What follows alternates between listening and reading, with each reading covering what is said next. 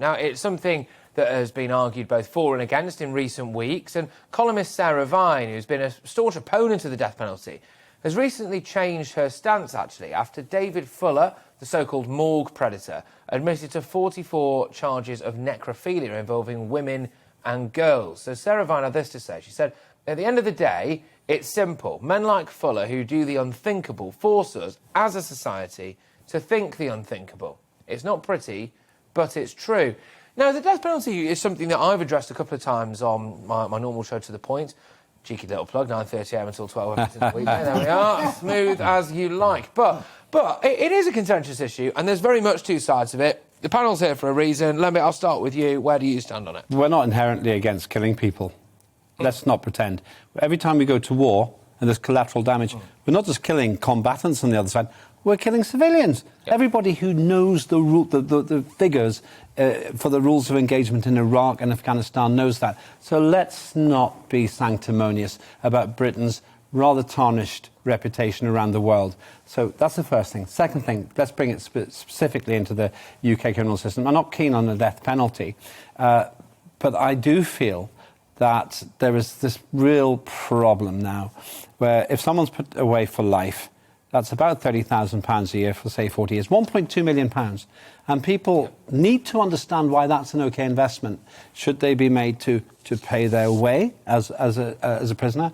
Should we, and this is the really controversial thing, should we offer euthanasia for those people who say, I'd rather go for euthanasia?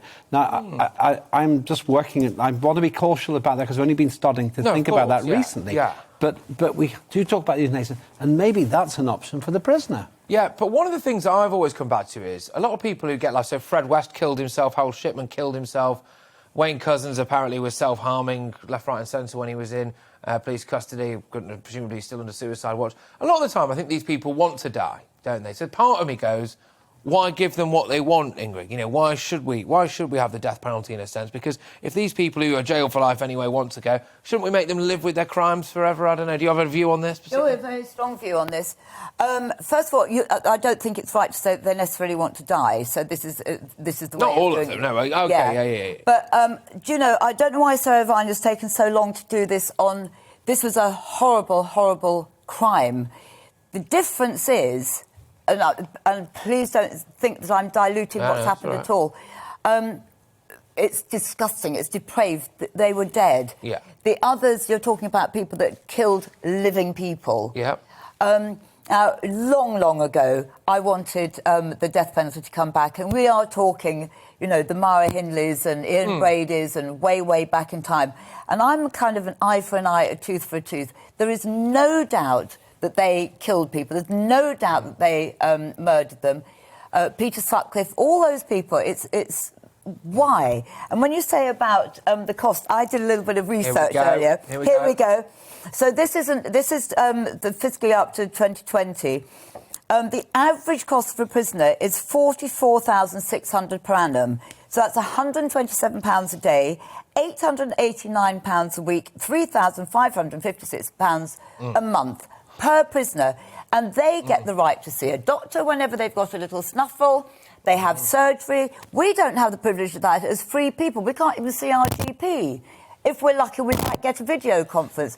Well, honestly, I hate to say this, I want them rid of the planet. I really do. I feel that strongly.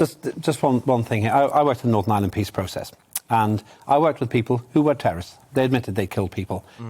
And they didn't, in my view, deserve the death penalty. They actually proved something David Trimble said. Just because they had a past doesn't mean they got a future. And this is the issue I'm wrestling with in terms of what I said before, because those people actually helped to create peace. And this is a conversation for an hour, not for 2 minutes. No, but it's a great one to have. I've got to bring you in here now. Where are you on this? Well, it's awful. I mean, this current case, it's absolutely depraved. It's absolutely awful. I mean, one of the mothers of one of the victims I know personally. Okay, gosh. And it's horrendous, absolutely horrendous, beyond belief, right? However, I still am against the death penalty in principle. In this particular case, I mean, we can't comment on the case specifically, but if there were videos, etc., that's up to a court to decide what they want to do as to guilt.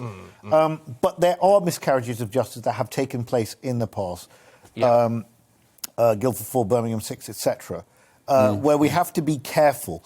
And I do totally agree with Lembit, though. Life should mean life, and it doesn't in this country at the moment. And I think that the great British public will be scratching their heads, wondering why, for the most depraved crimes. Now, rehabilitation, to Ingrid's point, is very important. We are spending a lot of money generally in the criminal justice system on people that can be rehabilitated over time, and the system's failing them. But for crimes of this nature, life should mean life. Yeah, and I suppose the massive question is it a deterrent, right? Is it a deterrent? Is the death penalty in itself something that would stop someone? Well, you think it would be, and this is one of the big things. I mean, I'd like to think it would be, but then a lot of people point to stats in America, don't they, where there's states where you have the death penalty there, and they're still offing each other in record numbers. I don't think any of that debate really works, because if you're going to kill people, you're in a different place to any of the four of us. Like a Wayne Couzens, for example. I hate to keep coming back to this, but it's the most recent example. He was going to do what he was going to do at some point. So therefore, for me, the debate's utilitarian.